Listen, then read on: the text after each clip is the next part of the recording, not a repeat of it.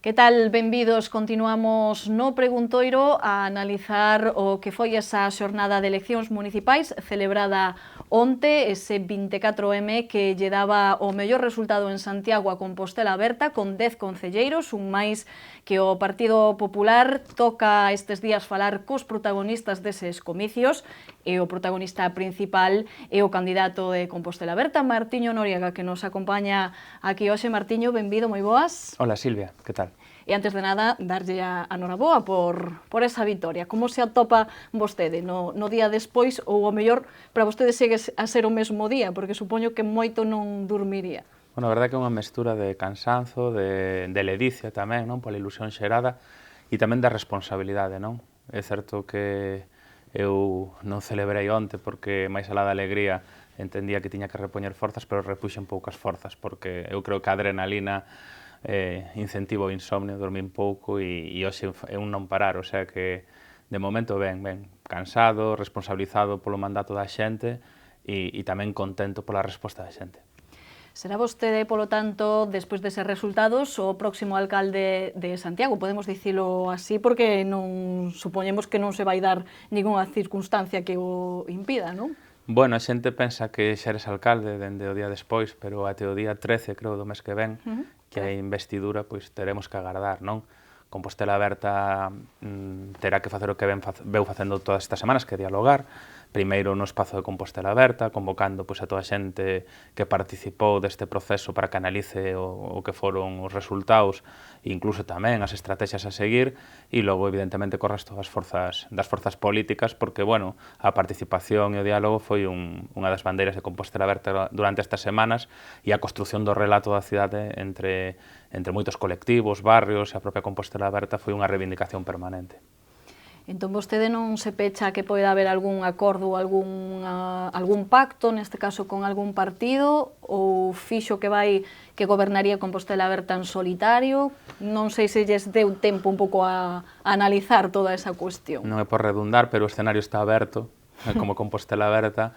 É certo que primeiro terá que Compostela Aberta analizar, non? E se a todo agora, todo o que foi a escolla dos candidatos, o programa foi moi participado, eu penso que este tipo de decisións tamén, non? Van no ADN de Compostela Aberta e teremos un pouco que marcar a estrategia e logo, independentemente da estrategia, o que está claro é que teremos que falar cos diferentes actores políticos e as fórmulas de gobernabilidade haberá que exploralas, poden ser variadas, pero haberá que intentarse por de acordo no importante, non? Que a reivindicación un pouco dese relato da gran capital, desa recuperación da imaxe de Compostela, desa normalización institucional e tamén pois, desos proxectos que están aparcados, como pode ser a intermodal, a planificación de obras, a situación do rural e sobre todo o campo cultural e social, non? Bueno, aí hai moitas cousas que falar e eu son unha persoa dialogante que a máis veño de experiencia na xestión e entendo que eso é fundamental e además nos sentimos moi corresponsabilizados pola xente que nos deu o seu apoio onte.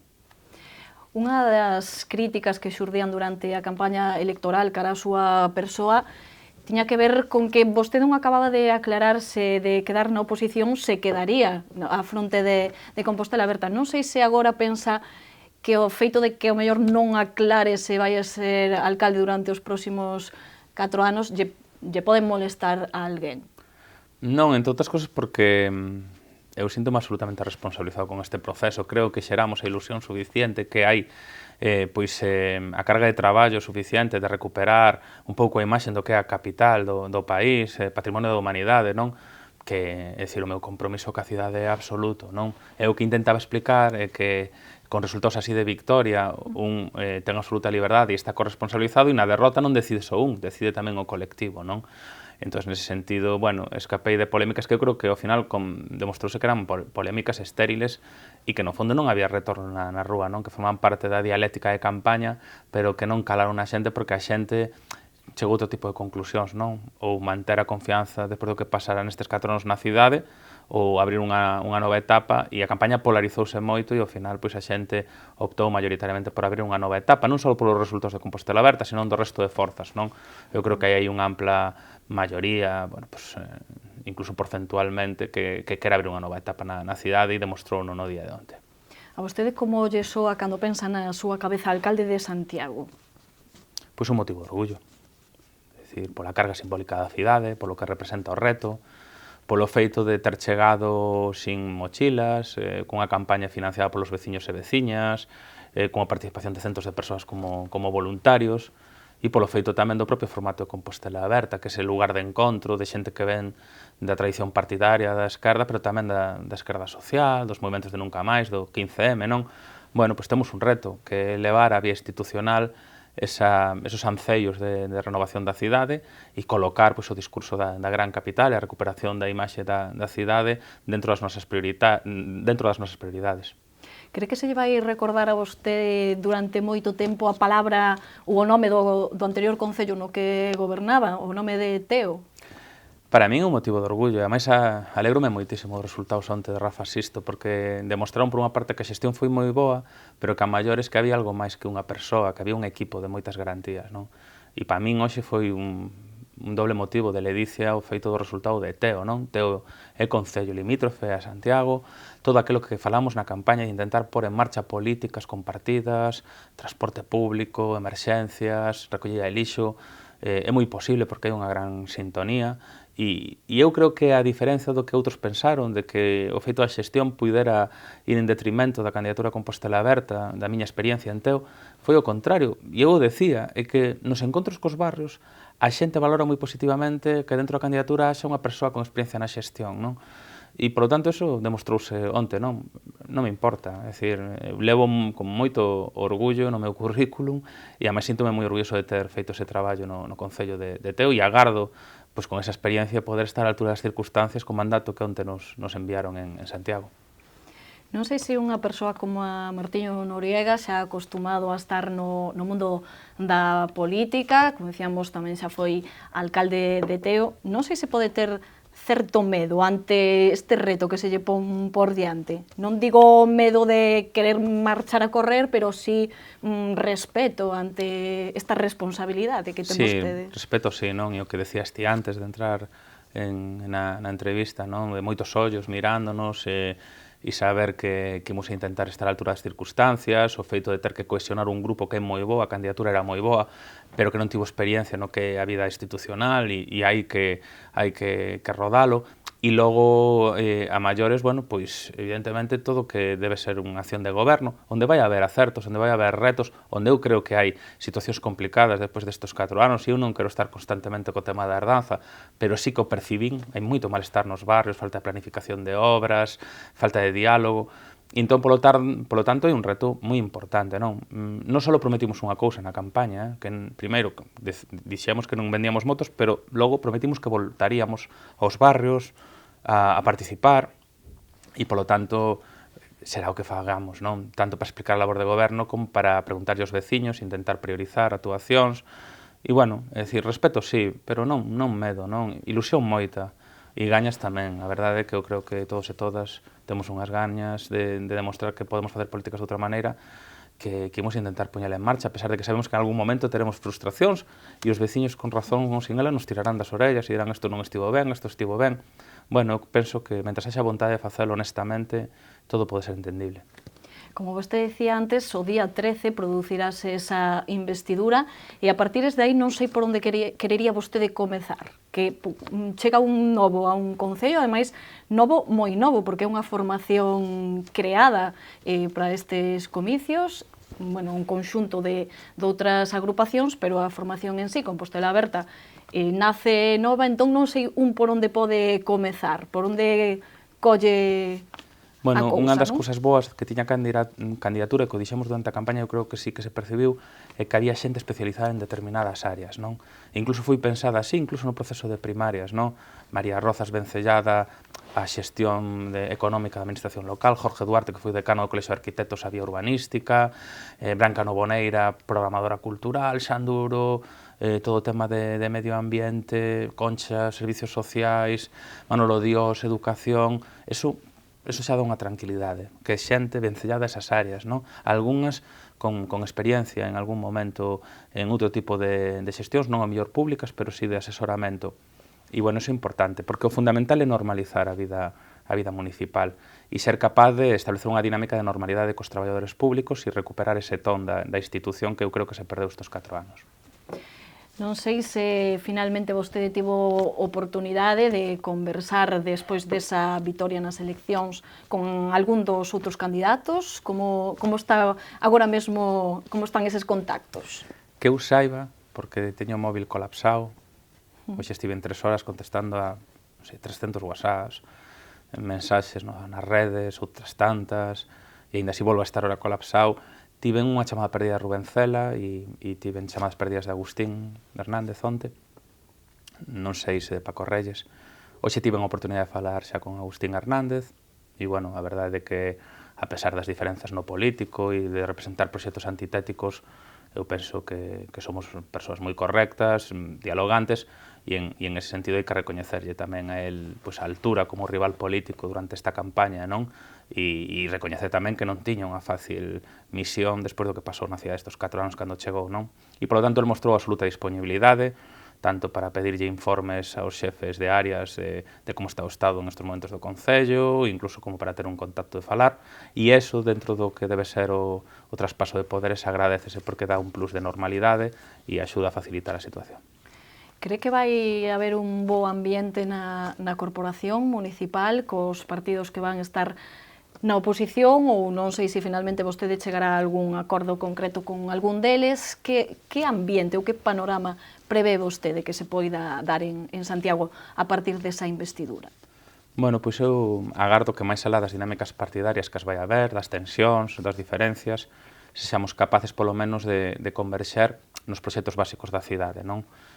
Tanto en infraestructuras, como a nivel económico, como en planeamentos de obras, porque, bueno, eu creo que hai un lugar de encontro, non? Intentar, bueno, pois, incentivar ese común denominador para ser capaces de sacar a cidade adiante e de volver ao lugar onde estaba, non? Eu creo que iso é posible. Na miña experiencia no Concello de Teo estes últimos anos, a maioría dos acordos foron tomados por amplos consensos e únicamente hai que empregar o diálogo para conquerilo. E imos volver un poquinho ao que foi a xornada de eleccións, porque quería que me contara un pouco como a viviu en primeira persoa, cando comezou a darse conta de que era unha realidade que vostede estaba gañando eses comicios. Bueno, a verdade é que foi unha explosión de emoción, non? Contida entre moita xente, que pelexou moito, que deu moito de sí, que sacrificou moito no persoal, xa dende hai moito tempo, pero especialmente estes últimos meses, non? E eu penso que tamén foi unha explosión de emoción contida da cidade que quería un cambio, non? E en ese sentido, en ese momento, bueno, intentas estar ao marxen un pouco, non? Intentas ser responsable, intentas analizar a situación, pero é moi difícil manter a frialdade cando hai tanta emoción ao redor, non? E sobre todo cando é unha persoa moi emotiva, e eu son, non? Eu sempre dixe na última semana de campaña que íbamos a disputar a lista máis votada do Partido Popular, pero antes decateime de que a maioría da xente que colaboraba non me creía, pensaban que era unha estrategia, pero eu o percibía na rúa, non? Entón, até o final, non? Até o 98 e pico %, onde xa era matemáticamente prácticamente imposible perder a lista máis votada, estivemos ali agardando polos resultados e logo, bueno, pois intentando mentalmente artellar unhas verbas para agradecer tanto esforzo, tanto traballo e tanta responsabilidade. Acordouse vostede de dúas figuras importantes, por que? Ou non sei se estaba preparado por se acaso tiña que facer ese discurso. Non, é certo que cando aceptei presentarme como candidato de consenso aos primarios de Compostela Aberta, fixen a comparecencia en solitario ao lado da editorial Nós, en reivindicación de Ángel Casal. Bueno, eu tive moita relación con Isaac Díaz Pardo, fun o seu médico os últimos anos, estive no IGI, tamén con Abelino Pousa Antelo, ensinaronme tamén o respeto polos antergos e polas figuras importantes da cidade, e Ángel Casal foino, é dicir, foi o último alcalde republicano, foi unha persoa que participou activamente na elaboración do Estatuto de Autonomía, que cando hubo o alzamento militar veuse a Santiago a intentar defender a República, que logo refuxouse en Arzúa, na parroquia de Vilantime, e que logo foi apresado e foi asesinado nunha cuneta en Cacheiras, non? Entón, eu teño escrito moitos textos, non? De volver a Ángel Casal, de Vilantime a Compostela, e onte, de alguma maneira, simbólicamente, volveu de Vilantime a Compostela, reivindicando unha figura dunha persoa que era un home ilustrado, que era o editor de Lorca, cando escribiu os poemas en galego, ademais referidos a Compostela, e unha persoa que non deixou de ser unha gran perda. E logo, o segundo, foi improvisado porque Xosé Manuel Beiras estaba ali na sala, porque el tamén é unha persoa sempre vencida a Santiago, é picheleiro de pura cepa, paseaba de estudante con Otero Pedrallo pola rúa, sempre viviu a cidade moito, e porque durante estas semanas eu creo que houve moitas críticas inxustas, incluso, que non perciben a importancia da figura de Xosé Manuel, criticándome o feito que sexa fillo político del, e para min era moita honra, non? Entón, bueno, foi froito da emotividade e de ir enlazando estas dúas figuras. Non sei se vostede se sentiu máis contento porque era a lista máis votada ou porque era a do PP a que non gañaba. Que lle dou máis ledicia neste caso? Non, a primeira, non. Non percibo a política como unha cuestión deportiva, non? É dicir, eu non confronto co PP por unha cuestión de marcas, confronto porque non comparto as súas políticas. E en estes 4 anos, con máis razón, porque creo que incumpliron un compromiso que tiñan cando chegaron á cidade, que era oxigenar, moitos anos de goberno bipartito, de outro partido, e non estiveron á altura das circunstancias, non? Seguramente, se tiveran tido unha xestión normal, seguiría criticando as súas políticas, pero o que pasou estes 4 anos eu creo que tivo un custo, non? E entendía que darlle outra vez a confianza despois do que pasara era unha carta branca bastante perigosa, non? E que había que abrir unha nova etapa, non? Entón, en ese sentido, o primeiro porque creo que foi unha cuestión moi linda, coido que é desos momentos nos que un tira de épica de corazón e ten retorno, e é un desos momentos nos que moitos e moitas non esqueceremos que estábamos ali, non? E entón, o segundo é circunstancial para mí. Non sei se agora ten vostede moi claro nestes seguintes días ata que se produza, como decíamos o día 13, esa investidura. Cales son as funcións ou que vai a facer vostede nos próximos días? Bueno, pois basicamente ter contactos cos concelleiros e concelleiras eleitos, intentar comenzar a falar do escenario que ven en riba, non? Das posibles responsabilidades, das cousas, participar dos espacios de decisión da Compostela Aberta, entablar diálogos cas forzas políticas e, sobre todo, irnos posicionando en tempo e espazo nas responsabilidades que temos, non? Estos días serán como a pretemporada para intentar facerlle fronte a unha longa temporada. E así o tomaremos, non? Os que xogamos o fútbol, os que antes practicamos deporte e agora incumplimos todos os principios médicos, sabemos que a pretemporada, ainda que un sufría, se a facía ben, logo estaba preparado para enfrontar a temporada, e entón nesas estamos, intentaremos facer unha boa pretemporada. Xa para ir finalizando, dende algúns partidos, a análise que facían era de que o voto da xente máis nova, dos mozos e mozas composteláns, influíra moito neste cambio de panorama político. Non sei se vostede ten moi claro cal foi o perfil de votante que apostou por Compostela Aberta ou, sinceramente, foi un pouco de todo. Hubo moito apoio de xente que levaba moito tempo sin votar, recolleron as propias enquisas, non? Das abstencionistas conscientes, non?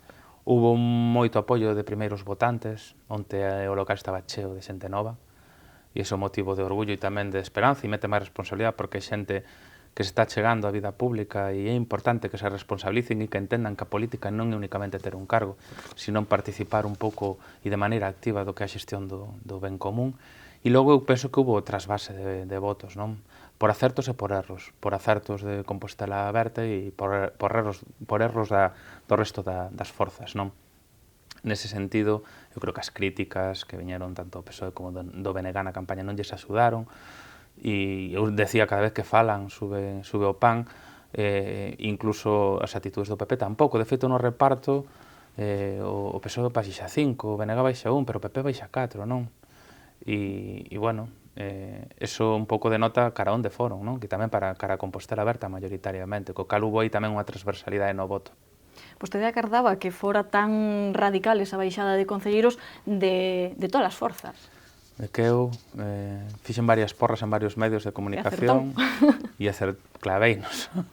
É certo que nunca tiven tanto ollo, pero en varios medios, creo que nesta casa non, pero en varios medios durante a campaña pedironme porras, medios escritos tamén, e creo que clavei os resultados tal cual foron. E non teño vocación de pitonis. Vai ter que xogar unha quiniela ou algún día destos. Bueno, sí, un pouco para non perder a racha e a ver se así non saca dun apuro. Bueno, pois xa o vou deixar libre porque leva vostede un día como é normal, un día de resaca, de moito axetreo, así que xa o deixo libre e darlle outra vez a noraboa e seguiremos xa falando con vostede da súa traxectoria nos vindeiros días. Graciñas por estar aquí. Bueno, pois eu vos quero agradecer a cobertura e darnos a posibilidade tamén de estar hoxe aquí. Moitas gracias. Moi ben. Pois nos volvemos mañá con máis entrevistas no Preguntoiro. Graciñas por atendernos.